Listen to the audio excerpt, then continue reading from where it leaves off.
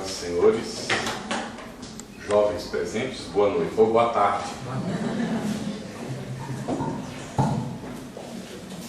Nossas felicitações à Associação Espírita Estudantes da Verdade pelos seus 73 anos de estabelecimento desse oásis de luz que aqui recebe encarnados e desencarnados que vêm em busca do conhecimento, não é da verdade.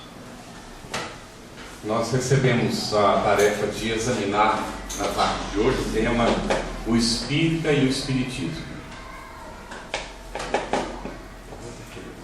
Através dos tempos, os homens têm seguido outros homens. E vejam como é apropriada a lição e adequada com o tema, a lição que foi lida logo no início. Então, nós temos o hábito de seguir as outras pessoas. E isso tem acontecido desde sempre ao longo da nossa história. Estamos sempre com alguém à frente e nós seguindo. Os nossos chefes, os nossos líderes, que vêm para construir os castelos de ilusões no campo material para as decepções que acontecem durante a própria existência ou depois dela no intervalo de uma nova existência. Vamos aprendendo devagarinho, não é? Que nós, os espíritas, desta vez e nesta oportunidade que estamos vivendo, nós precisamos assumir, conforme a lição nos coloca, o compromisso com Cristo. Jesus é o nosso modelo e guia. Nós já temos um chefe. Nós não temos necessidade de eleger outros. Não temos necessidade de apontar outros. Não temos necessidade de perder tempo definindo quem é que vai nos liderar, porque isso já está definido. Mas na nossa ignorância, na nossa pequenez, querendo ser melhores do que muitas vezes os outros, na nossa ilusão, então nós queremos eleger aqueles que deverão seguir à frente e nos indicar o caminho, quando isso já está claramente definido. O nosso compromisso é com Cristo, não é com os homens. Homens iludidos, que reencarnam com compromisso de administração no mundo. Nós os felicitamos. Oramos por eles e precisamos orar. Efetivamente é um grande desafio, porque vencer no campo da administração do mundo não é fácil. E queira Deus que todos esses que assumem esse compromisso vençam nas suas tarefas. No entanto, tenhamos muito claro, a doutrina espírita nos aponta para uma realidade que transcende esta. Nós vivemos aqui, não precisamos, conforme nos coloca o Evangelho segundo o Espiritismo, nos cobrir de cinzas para fingir que nós somos o que nós não somos. Nós somos o que nós nos construímos até agora. E a responsabilidade que nós somos é nossa exclusivamente, não é de outros. É de nós mesmos. E é importante que nós tenhamos essa consciência como espíritas, porque nós estamos chamados a promover a transformação deste mundo onde nós estamos vivendo. Deste mundo e desta realidade onde ainda não é possível a felicidade. Que Jesus deixou claro para nós. O reino dele não é deste mundo. E no Evangelho segundo o Espiritismo está claramente colocado que a felicidade não é deste mundo. Então não podemos nós perder tempo com ilusões. Viemos aqui para desafios, para lutas. A nossa felicidade ela só é possível na medida em que nós nos superamos a nós mesmos. Porque se nós formos buscar nas coisas do mundo, nós teremos ilusões transitórias, passageiras, que nos darão impressão de felicidade. Quando nós quisermos nos associar a outras pessoas para junto com elas sermos felizes no mundo, nós estaremos nos iludindo essas pessoas, nos deixando iludir por elas, porque efetivamente a felicidade real ainda não é possível nesta terra que agora começa a adentrar o período da regeneração. Ah, mas isso é para nos desanimar, não é? Puxa vida, a gente vive agora a média de 79 anos e não pode ser feliz em 79 anos, então quando nós vamos ser felizes? Isso é uma visão deste tamanhozinho de criança rebelde, que está vendo um momento transitório e querendo brinquedos, quando nós estamos convidados a assumir a nossa maturidade e efetivamente entender que a felicidade não é construída com brinquedos passageiros, é uma construção efetiva da alma. E aí o convite do autoconhecimento, desse trabalho que nós precisamos fazer dentro de nós mesmos. Então, o espírita diante do espiritismo. O que é que significa para o espírito o espiritismo? Quem é o espírita? Eu sou espírita? Será que efetivamente nós entendemos essa realidade? Então, é necessário, fundamental, isso se repete em tantas palestras, em tantos momentos, aqui mesmo já se falou do estudo efetivo, continuado e profundo da doutrina espírita. É o conhecimento que liberta, é saber o que é que nós somos, saber efetivamente o que é o espiritismo, conhecer o nosso papel diante do espiritismo. Bom, no capítulo 17 do Evangelho segundo o Espiritismo, no item 4, nós encontramos a definição que é dada pelos espíritos, que Allan Kardec então vai adotar como a definição do verdadeiro espírita. Nós temos isso de memória, não temos? Reconhece o verdadeiro espírita pela sua transformação moral e pelos esforços que empreende para domar as suas más inclinações. Esse é o verdadeiro espírito. É a pessoa perfeita? Tem alguma coisa de perfeito na definição? Não.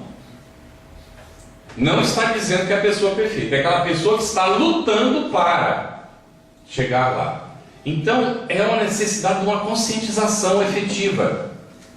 Ou seja, eu sou espírita se eu estou fazendo a minha transformação moral. O que será que significa isso, afinal de contas? Aonde é que está a fonte para poder entender o que é essa transformação moral?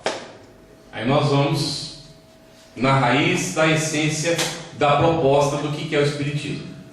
O Espiritismo é o Consolador prometido.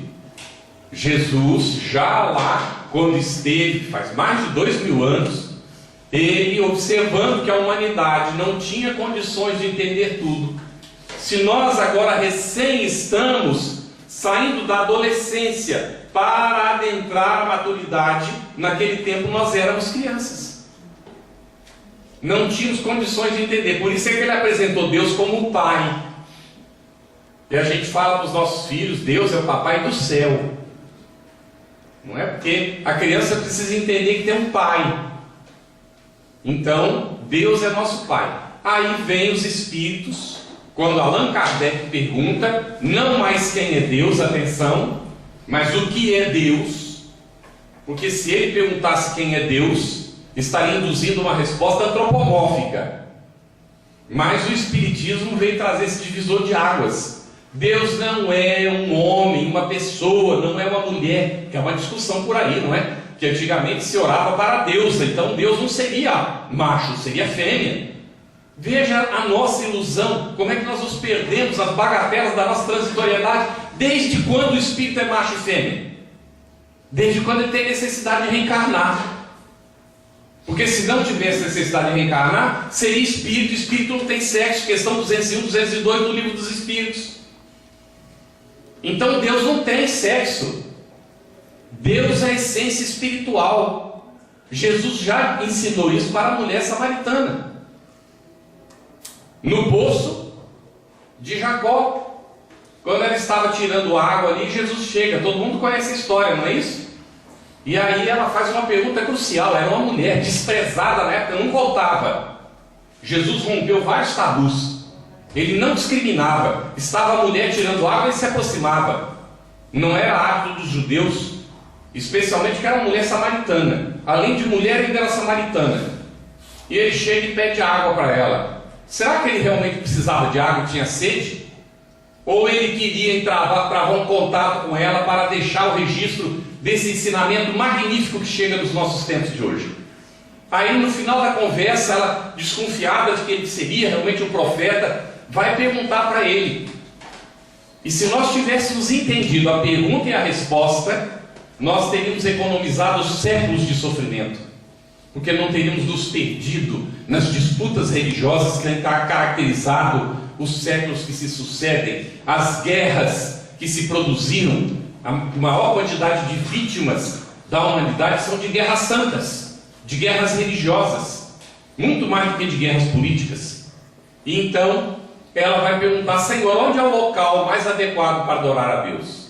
No morro, como dizemos nós aqui os samaritanos?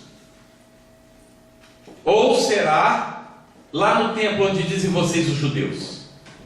Aí Jesus faz, segundo consta no texto, um arrazoado, que nós vamos entrar no mérito, e ele vai então dizer: chegará o dia, mulher, em que o homem adorará a Deus em espírito e verdade, porque Deus é espírito. Aí a gente olha e diz assim: nossa, Jesus disse que não era necessário adorar nem no morro, nem no templo. Então por que a gente construiu esse monte de igreja? Em nome do Cristo.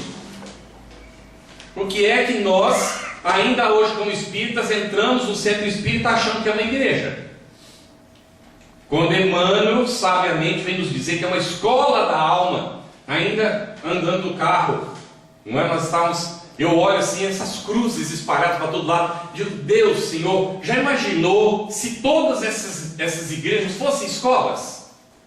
Aí me lembrei imediatamente de Emmanuel, que nos diz que o centro espírita é um templo, uma escola da alma.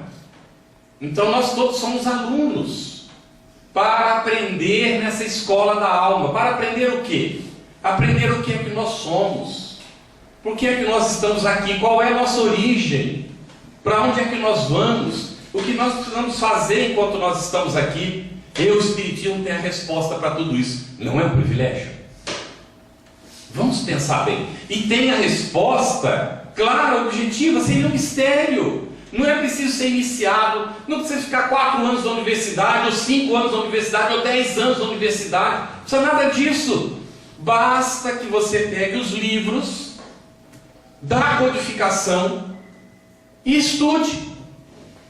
Venha ao centro espírita para ouvir o orador, mas isso não é suficiente, porque é preciso ir à fonte, conhecer aquilo que o codificador nos deixou no resgate do ensinamento primitivo do Evangelho de Jesus, para entender o que é que Jesus efetivamente falava naquela época para aquele povo. Então ele diz que não é necessário adorar nem lá no morro e nem no templo. Então aonde? Por que vos assoberbais tanto? Ele pergunta para os discípulos. Em verdade o reino de Deus está no meio de vós, ou em outra tradução, dentro de vós. Aonde é que está o reino de Deus? Aqui mesmo. Mas para que a gente perceba, é necessário sintonizar com Ele. Então por que a felicidade não é deste mundo? Porque este mundo é um mundo material, incompatível com a realidade espiritual, é incompatível com a essência divina do nosso Criador. E aí vem os Espíritos dando a resposta a Allan Kardec nessa questão primeira, que é Deus, inteligência suprema, causa primária de todas as coisas. O que é o Espírito? O princípio inteligente do universo. Ou seja, nós somos essência divina, brotamos do Criador, surgimos do Criador, somos também Espírito. Então nós não somos um corpo que tem um espírito. Quando a gente fala assim, a minha alma, o meu espírito, o espírita já não pode mais usar essa nomenclatura, porque eu não tenho um espírito, eu sou um espírito que tem um corpo transitório. Então isso muda tudo quando nós entendemos o que é Deus, e nós entendemos que a nossa relação com Ele não depende de nada de fora, que essa relação se estabelece aqui dentro, e essa relação se estabelece em qualquer lugar onde nós estivermos. Então tudo começa a mudar. Mas não é uma relação para a troca de coisas materiais. Eu ajudo os outros e o Senhor me dá um carro. Eu ajudo os outros e o Senhor me garante que eu vou entrar no céu. Isso é do interesse do campo material. É esse entendimento de que essa relação é uma relação espiritual. E aí nós vamos entender o que é que Jesus veio nos exemplificar para que nós pudéssemos entender essa relação com Deus. Eu e o Pai somos um. Na essência do pensamento. O que é que faz o filho? Deus nos quer como filhos, porque o servo ele serve e vai embora, mas o filho fica na casa do pai. O filho defende os interesses do pai, não seus próprios. O servo ainda tem interesses próprios para cuidar. O que é que nós somos, afinal de contas? Filhos ou servos? Nós, na condição transitória evolutiva em que nos encontramos, ainda somos servos. Não temos ainda a condição de dignidade de ser tratados ou chamados filhos de Deus. Bom, tudo que existe foi criado por Deus e tudo é criatura de Deus. Nós também somos. Mas nós chegaremos a essa condição colocada pelo Cristo de algum dia nos sentirmos dignos de ser então reconhecidos como filhos do Pai. Porque neste tempo que virá, nós não estaremos mais cuidando dos nossos interesses. Mas por agora, nós ainda temos que cuidar do nosso interesse. Nós ainda não somos espíritos perfeitos. Precisamos construir a nossa perfeição espiritual. Então, o que é o espírita? É aquele que luta pela sua transformação moral. É o que faz a sua transformação moral. É aquele que efetivamente, ao observar que está equivocado, vai à luta. Não será ninguém que vai fazer essa transformação por mim. Ninguém fará por você. Cada um fará a sua própria transformação no momento em que estiver maduro e pronto para isso. E aí então nós vamos nos transformando. Mas ele vai fazer o complemento, Kardec. Se reconhece o verdadeiro espírita pela sua transformação moral e pelos esforços que emprega para domar as suas más inclinações. Ou seja, nós ainda trazemos más inclinações. É raro o espírito que reencarna na Terra que não tenha más inclinações. Só os que encarnam em missão é que não tem essa tendência ainda. Mas o que é uma má inclinação? O que será que é uma má inclinação? A gente, quando vai estudar o Evangelho no método miudinho que foi desenvolvido em Minas Gerais, não é? A gente vai a cada palavra, a cada trecho, vai entendendo o significado de cada coisa, não é? Então, o que será que é efetivamente, não é, essa transformação moral e essas domar as suas más inclinações? O que serão essas más inclinações? É o nosso atrativo para os interesses do campo da matéria. No capítulo 4 de Mateus, também parece que está no capítulo 4 de Lucas, se não me falha a memória, nós temos um momento de Jesus sendo tentado no deserto.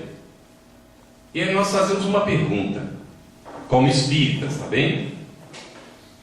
O que é que nós aprendemos de Jesus? Emmanuel coloca, lá no tempo de Kardec já tinha sido colocado pelos Espíritos Reveladores, está na Revelação da Revelação, que Jesus é o governador do nosso planeta. Em João, no capítulo 1, ele diz que no princípio era o Verbo. E o Verbo estava com Deus, e o Verbo era Deus. E o Verbo se fez carne e habitou entre os homens. Aí a gente vai entender que estava falando justamente desse Cristo que vai se manifestar, não é? Que é a essência divina em cada criatura, e que a gente precisa priorizar, ou desenvolver, ou atualizar em outra linguagem em nós, porque em essência está em nós. Não estamos falando da pessoa de carne, nós estamos falando em nós, essência espiritual. Todos trazemos a essência divina em nós, que é chamado Cristo, e que a gente precisa deixar que prevaleça, para que então não prevaleça a personalidade transitória. Eu vi uma explicação muito interessante do companheiro de Mato Grosso, quando ele coloca assim: cada encarnação que nós temos é uma personalidade, ou seja, em cada existência dessa vida imortal que nós temos, cada existência e cada encarnação, nós temos uma personalidade. Quantas personalidades nós tivemos? Não temos ideia, não é? Não sabemos, mas foram muitas. Muitas. E então agora nós temos uma outra personalidade. A personalidade que eu tenho se chama Carlos. Tá bem? Nós temos uma outra personalidade aqui que tem o nome de Luiz. Então quando alguém pergunta para o Luiz, quem você é? Ele responde Luiz. Agora quando pergunta para o Luiz, o que você é? A pergunta vai, o que você é? O que vocês responderiam? Já não está perguntando mais da personalidade, está perguntando da essência. O que é que nós somos? Espírito imortal, criados por Deus nosso Pai. Tá bem? Então esse o que é que traz a essência divina, que está registrada segundo a questão 621 do Livro dos Espíritos na consciência. E esse o que é está convidado a, na encarnação, aproveitar a oportunidade para desenvolver o que é e não o quem é. Porque o quem é transitório, vai desaparecer. Paulo coloca numa de suas epístolas: o homem morre uma só vez. Os nossos irmãos protestantes agarram para isso para dizer que não tem reencarnação. É necessário entender o significado, porque o homem morre uma só vez mesmo. O dia que morreu Carlos, o dia que morreu Luiz, morreu, acabou. O homem morreu, mas a essência e o espírito não morreu não. Esse continua. Vai ser um outro homem ou outra mulher numa outra encarnação. E vai morrer outra vez, uma só vez. E o espírito segue sem morrer nunca. Uma vez foi criado por Deus nosso Pai, acumulando as experiências das personalidades ao longo do tempo. Ou desaproveitando e perdendo tempo. Sabe como é que Jesus coloca isso? Aquele que quiser salvar a vida, perderá. Mas aquele que renunciar à vida por amor de mim, esse salva a sua vida, ou ganha a sua vida. Ou seja, aquele que trabalha para a essência, não precisa reencarnar, porque não precisa repetir a experiência. É só avançar, ir avante. Então, espírita, o que é que você é de fato? Qual é o seu papel diante do espiritismo? Ou diante de si mesmo, ou diante da humanidade? Olha o nosso tamanho. Podeis fazer tudo o que faço e mais ainda. E podemos mesmo. Quando estava falando isso, Jesus não estava jogando confete. Podemos mesmo. Porque Deus nos criou para isso. Mas é preciso se desenvolver. Imagine se esse poder todo se manifestasse agora em mim. Eu não ia saber o que fazer com ele. Porque ainda tem os interesses subalternos da personalidade que prevalece. E a personalidade não tem condições de dominar esse universo que se abre somente para a essência. É por isso que o homem, mergulhado no campo material, entregue ao seu orgulho, ao seu egoísmo, ele não tem condições de ver no horizonte mais amplo. Então ele vê no campo da matéria. Como é que nós espíritas estamos vendo? Nós estamos convidados a não nos deixar levar pelas nossas más inclinações. As nossas más inclinações é o apego àquilo que é a antítese do espírito, que é chamado no Evangelho de Satanás. É o apego às coisas da matéria. Se apegou às coisas da matéria, ao interesse particularista, ao egoísmo, à defesa de si mesmo, porque não é a defesa da essência, é a defesa da personalidade transitória, estamos perdendo a encarnação, vamos ter que reencarnar. É uma luta, efetivamente, que nós precisamos travar, mas como espíritas, nós estamos convidados a estar conscientes dessa realidade. Então, há várias categorias de espíritas. Allan Kardec, Livro dos Médiuns, no item 28. Quem leu vai se lembrar, não é que ele vai colocar assim: os espíritas experimentadores creem nas manifestações. Para eles o espiritismo é só ciência de observação e não tem outras implicações. Vocês querem ver quando os espíritas se reúnem para fazer um congresso só de ciência? E aí a gente pergunta quantos cientistas estão reunidos lá no congresso esse? Talvez um ou dois. Tá bem? Se há algum cientista de fato. Então é muito cuidado com isso. Porque muitas vezes nós estamos fazendo pseudociência, e aí os cientistas verdadeiros do mundo, que são muitas vezes materialistas, eles olham e riem da gente. E às vezes com razão, porque nós estamos fazendo o que a gente não sabe o que está fazendo. Então, para ser um espírito experimentador, de fato, ou um cientista espírita, é necessário entender a proposta que o Espiritismo nos trouxe. Por que é que veio o Espiritismo? Para provar que a alma existe? Ótimo, muito bem. Mas e aí? Provou que a alma existe. Provou no laboratório que a alma existe. Já está provado? Aí uma vez eu falei isso em Londres. Um companheiro do final disse: olha, você não pode fazer essas afirmativas em nome da ciência. Eu falei: mas eu falei em nome da ciência? Eu falei em nome do Espiritismo. Não estou falando em nome da ciência. Porque em nome da ciência é tudo no terreno das hipóteses. Mesmo quando já está demonstrado. Então nós vamos ficar na hipótese até quando? É o que aconteceu com alguns experimentadores. Desencarnaram, ora aceitando, ora desaceitando, ora aceitando, ora desaceitando. Aí chega lá no mundo espiritual, tem que voltar para vir aqui e definir, afinal de contas, se aceita ou se não aceita. Para o espírita não há dúvida, a alma existe. William Crookes fez experiências, gerou aparelhos para provar, demonstrou e falou na frente da Sociedade Científica de Londres que ele não podia negar que o fenômeno existia, porque o fenômeno existe. Os espíritos se materializaram. Ele pôde pesar o espírito, pôde ver a médium e o espírito materializado, pôde ver o espírito se despedindo, conversando com a médium. Era tudo ilusão, então?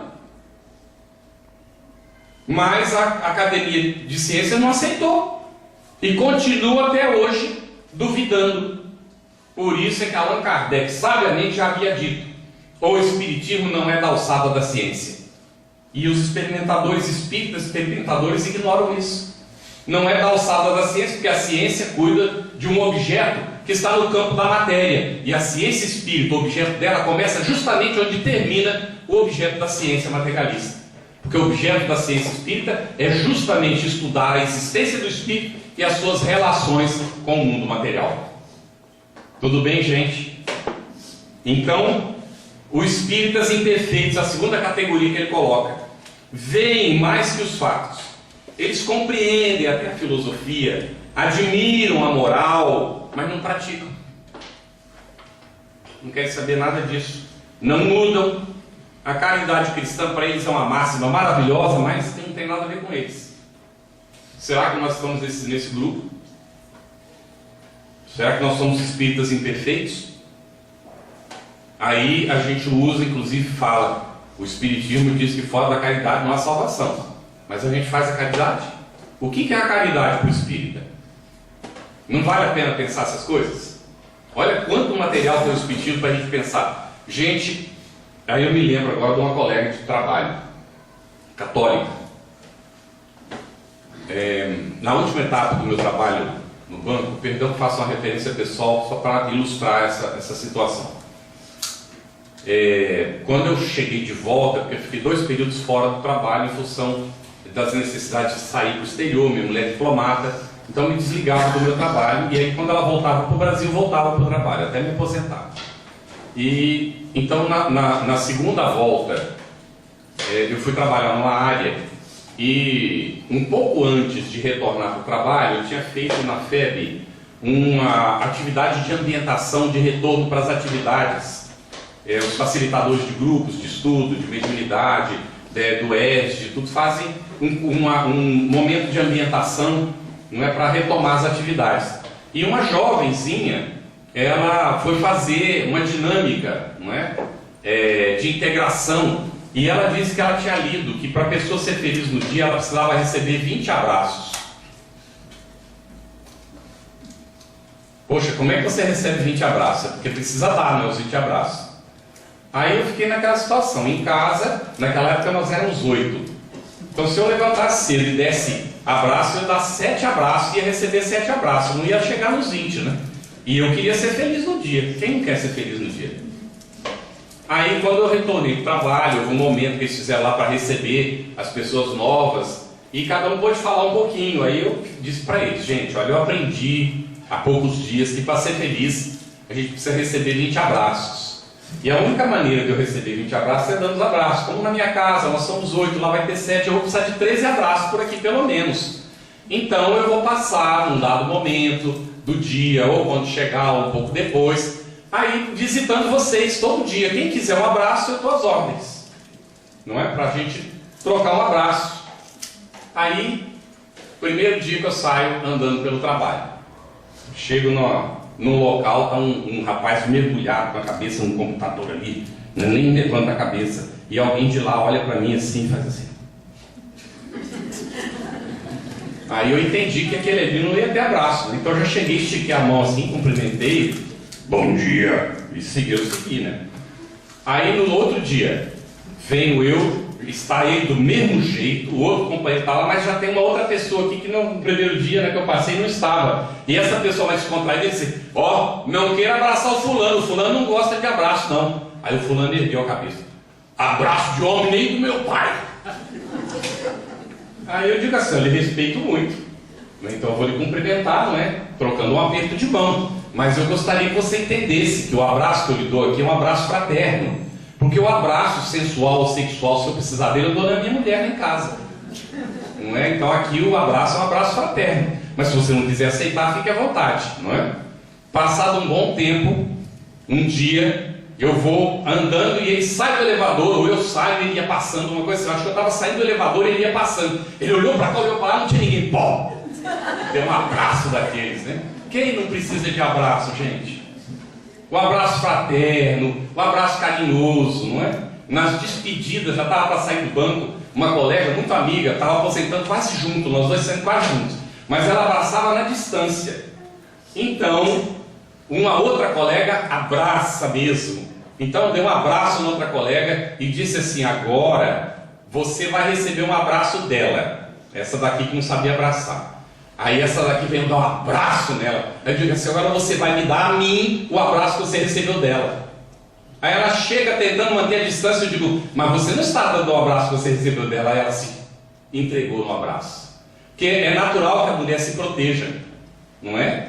É muito natural isso. No entanto, quando a gente tem uma relação de amizade, tudo isso, não há necessidade dessa proteção. Mas as pessoas continuam, às vezes, mantendo a barreira, não é? Do abraço. E aí, faço uma palestra lá em Portugal uma vez, formou uma fila para conversar, trocar abraço. Quando eu saí de lá, eu estava esgotado. E a gente finge que está tudo bem, né? Aí eu tentando, né, manter. Chegamos na casa da minha anfitriã, do anfitrião, e a anfitriã olha para mim e disse assim, você está esgotado, não está? Eu disse assim, poxa, você percebeu fazendo de tudo para disfarçar, não é? Ela disse assim, não, mas é muito visível. Eu disse, mas como é que você, né, percebeu que eu estou assim tão cansado? É por causa dos abraços que você estava dando. Eu falei, mas abraço é uma coisa muito boa. Ela falou, se você souber abraçar. Você não sabe abraçar, você se esgotou nos abraços. Aí eu falei, mas como é que é isso então? Aí ela disse, olha, é uma questão de polaridade do corpo.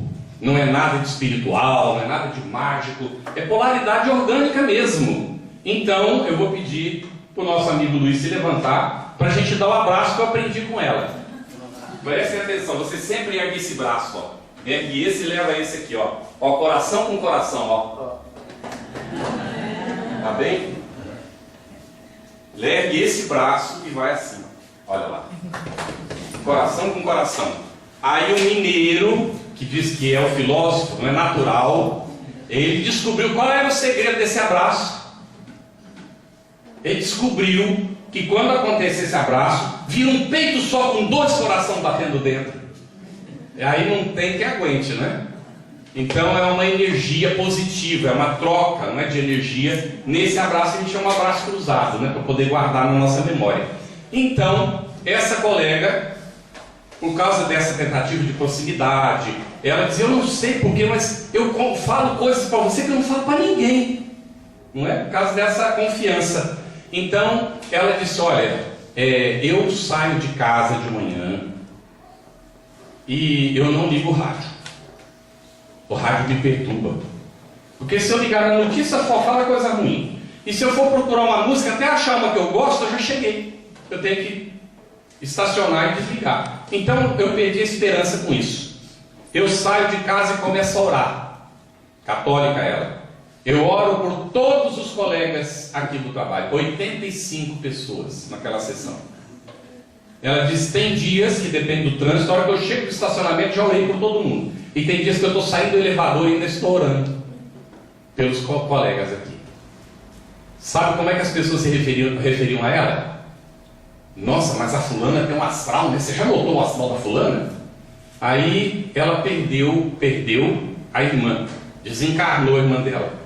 Quando ela voltou 5 dias depois da licença, sorrindo, descontraída, e aí alguém comentou no corredor, você viu a fulana? Gente, ela perdeu a irmã semana passada e olha como é que ela está. Mas que astral tem essa mulher?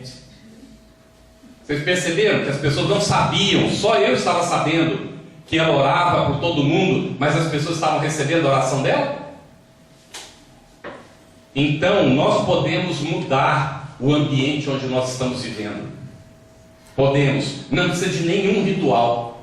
Não precisa de nada misterioso. Não precisa pagar dízimo. Mas contribua com o certo que tem que pagar a luz, tá bom? Não precisa fazer nada de excepcional. Basta usar o que nós temos dentro, que é efetivamente essa vibração positiva pelos demais. Se nós estamos no trânsito orando pelas pessoas que nós conhecemos todos os santos dias, nós não vamos nos preocupar com o buzinaço do outro, que se o outro fechou ou não fechou, porque nós não vamos fechar ninguém, nós vamos estar dirigindo a velocidade da pista, tranquilos, descontraídos, atentos sempre para não provocar nenhum acidente, mas estaremos vibrando bem do nosso semelhante.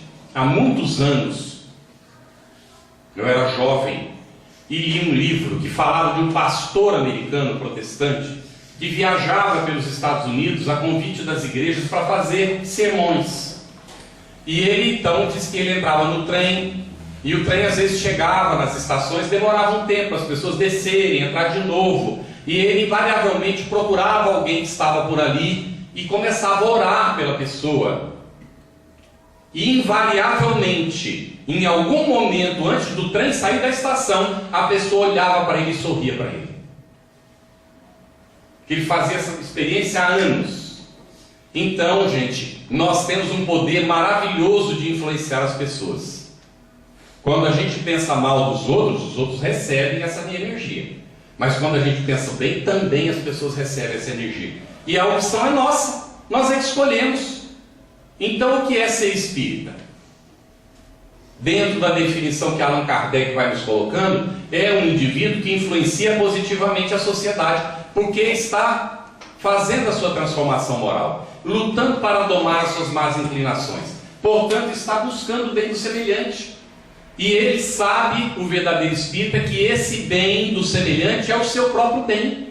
Então nós vamos ver que o verdadeiro espírita é o verdadeiro cristão, conforme Allan Kardec coloca, são expressões dele, não são nossas.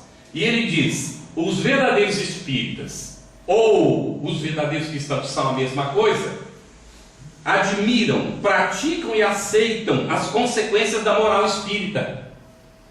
Ele diz assim, vida na terra é passageira, e esse indivíduo compreende isso, sabe que a vida aqui é passageira. Então aproveita o tempo para se adiantar, esforçam-se para fazer o bem e vencer as suas más inclinações. As relações que estabelecem com os outros são sempre seguras, pois lutam para não praticar o mal.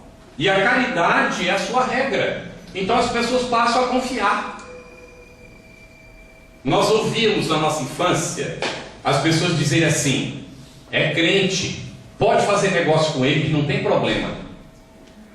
Passados uns anos, eu ouvi um dia uma pessoa dizendo para uma outra, ele é espírita, pode confiar, não tem problema. O espírita é uma pessoa que nunca deixa de pagar. Nós estamos honrando isso? Tá bem? Porque podemos nos tornar referências pelo nosso comportamento. Não é para me admirar a mim, mas para admirar o verdadeiro espírita. E saber que o verdadeiro espírita sabe qual é o caminho que nos leva a ser o verdadeiro cristão. Aí está o nosso grande desafio. O espírita diante do espiritismo. E depois Allan Kardec vai colocar os exaltados, né, na última categoria. São aqueles que mais prejudicam que auxiliam. Normalmente nós passamos pela fase do exaltado. Quando a gente conhece o Espiritismo, começa a ler, a primeira coisa que a gente quer fazer é convencer os outros de que o Espiritismo é maravilhoso. A gente ainda não conheceu direito, mas a gente quer convencer os outros.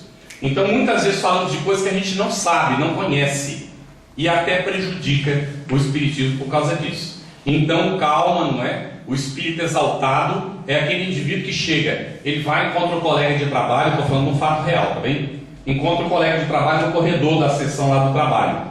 E aí pergunta assim, você está bem? E o colega infelizmente diz para ele, rapaz, estou com uma dor de cabeça hoje. Ele espera aí um pouquinho, vamos resolver isso já. Vou te dar um passe, nós vamos e vai para o bebedouro arrastando o cara. Pega o copinho d'água, bota para fora da janela, os espíritos vão frutificar enquanto eu te dou um passe aqui. Esse é o espírito exaltado. Ajuda. O outro, você quer escapar da mão dele para fugir. Falei, esse é espírita, Deus me livre. Não é? Então, atenção, não é, com as coisas que a gente fala, que a gente faz, as pessoas estão observando constantemente. E a gente ser referência positiva dentro da sociedade está dentro daquilo que Gandhi coloca. Quando uma alma se ilumina, muitas almas se iluminam com ela. As pessoas passam, elas têm necessidade dessas referências para poder saber que isso é possível. Porque tem gente que não acredita em si mesmos. Tem gente que mente tanto, engana tanto, que ele passa a acreditar que aquilo é a verdade. Ele mente para o outro e acredita na mentira que ele contou. Basta olhar nos jornais e a gente encontra, não é, essas referências, tá bem? E infelizmente muita gente acredita nas mentiras do outro. Então nós vemos o mundo como ele está. A classificação dos espíritas também está no capítulo 17, item 6 do Evangelho segundo o Espiritismo. Os que somente se preocupam com o lado brilhante das comunicações, os que admiram os ensinos, mas não aplicam os ensinos de forma nenhuma, e aqueles que, como é a semente que cai num bom terreno, vem a mensagem, o indivíduo lê a mensagem e primeiro vai usar a mensagem para si. Vai entender que aquela mensagem tem alguma coisa para ele, vai buscar o que é e vai aplicar aquilo que encontrou na mensagem para si. Então o estudo do Espiritismo se torna algo fundamental para o verdadeiro espírita. Como é que nós vamos conhecer para aplicar aquilo que a gente não se dedica? Não tem como. Então o espírita estabelece um programa para si e ele vai entender a relatividade do fenômeno.